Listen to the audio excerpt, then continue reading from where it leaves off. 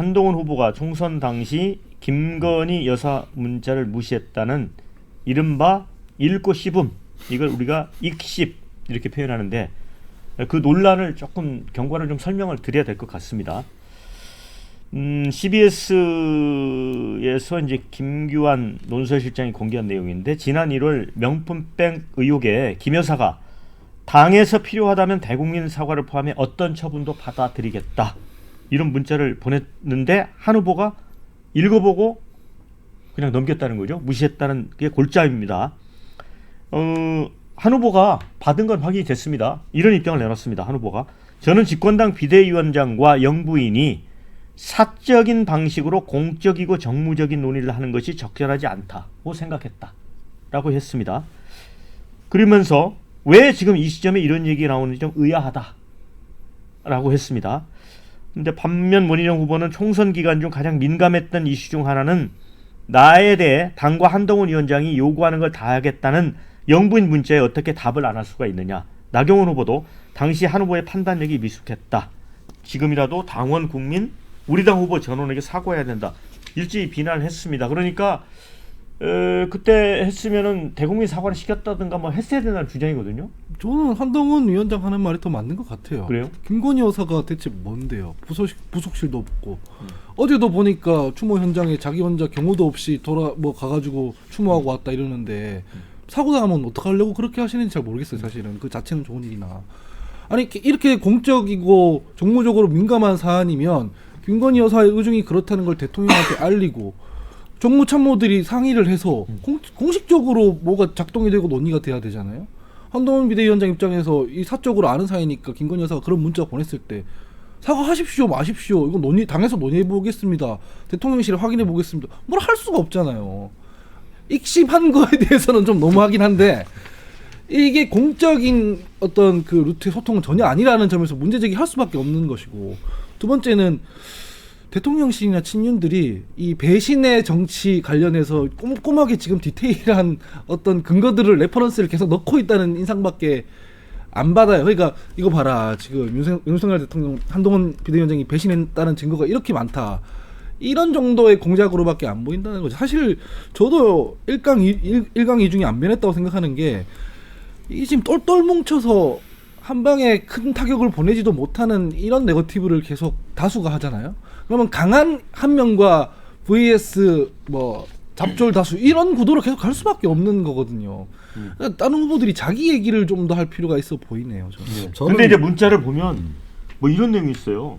그 김건희 여사가 당에서 어떤 플랜을 마련을 해준다면 사과를 하든 더한 것을 하라고 하더라도 그대로 하겠다.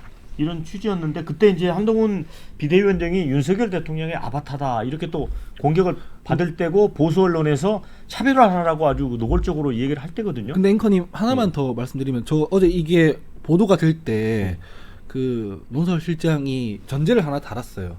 자기가 편집을 했다. 부적절한 것도 있고 공개할 필요가 없다고 판단한 것도 있다라고 하거든요. 그러니까 뭔가 잊고 씹었으려면은 전문을 다 알아봐야 돼요. 그냥 사과하라 그랬는데 무시했는지 아니면 뭔가 불필요한 게 들어가 있는지 그걸 모르는 상황에서 우리가 논의하고 있다는 전제는 청취자들한테 알려드려야 될 것 같아요. 자, 그런데 도대체 이 지금 이 한동훈 위원장이 이거를 공개한 건 아니잖아요. 네. 이거 어디서 나온 걸까요? 나 이게 너무 그러니까 CBS 어디서 김규현 논설실장이 공개를 그러니까 했다라고 그분은 얘기하셨잖아요. 어디서 받은 걸까요? 그러니까 전 처음에 이게 딱 보고 네. 김규현 논설실장이 김건희 여사하고 친한가? 그 생각이 일단 딱 들었고요.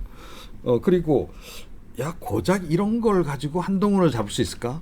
이 생각이 그 다음에 내가 딱 들었습니다. 네. 그 얘기가 뭐냐면 지금 한동훈 전 위원장을 잡기 위해서 뭔가 검찰의 캐비닛이 열릴 수도 있다. 뭐 이런 얘기도 막 소문으로 막 돌고 그러더라고요.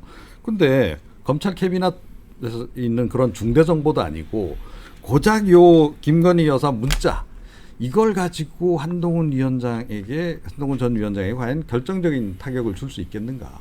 아니다. 그렇게 보면 이건 굉장히 좀 소심한 문제제기 정도로 밖에 안 보인다는 거죠. 그러면 한동훈 전 위원장과 관련해서는 더 꺼내놓을 게 없나?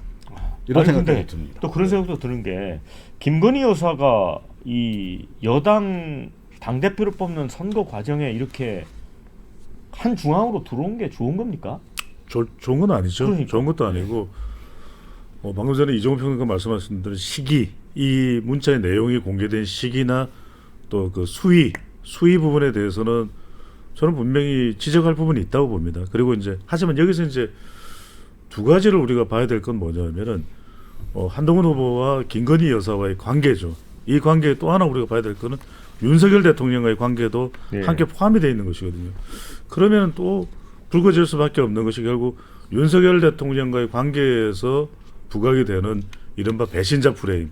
그러니까 과연 윤석열 대통령과의 관계는 어떻게 될 거냐.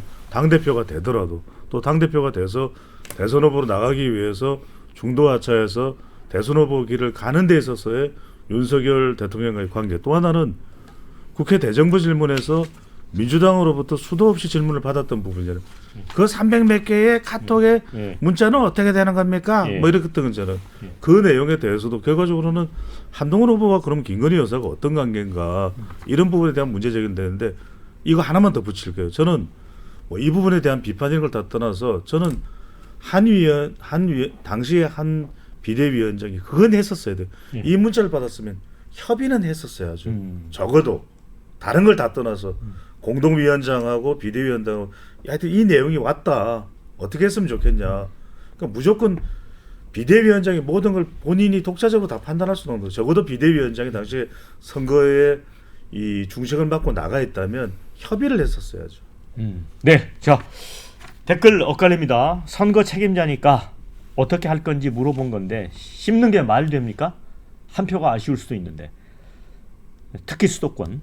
자, 디올백이 그 당시 엄청 비난받고 있는 상황에서 사과 안 해서 중도층 표 다 날아가는 중이었는데 한동훈이 판단 잘못한 거다. 이런 의견이 있고요. 반면에 대통령 부인으로 사과하려면 본인 판단해서 직접 하면 됐을 일이지 문자하고 답 안 왔다고 안 하냐. 이런 의견이 있습니다. 자, 그리고 이런 의견이 있습니다. 워낙 조직적 협공이라 지금도 슬슬 흔들리는데 앞으로 20일 동안 지속되면 한동훈 일강 무너질 듯. 이런 의견 보내주신 분이 있고요. 나경원 원희룡 단일화에 승리한 자가 당대표 될 것 같다. 이런 의견이 있습니다.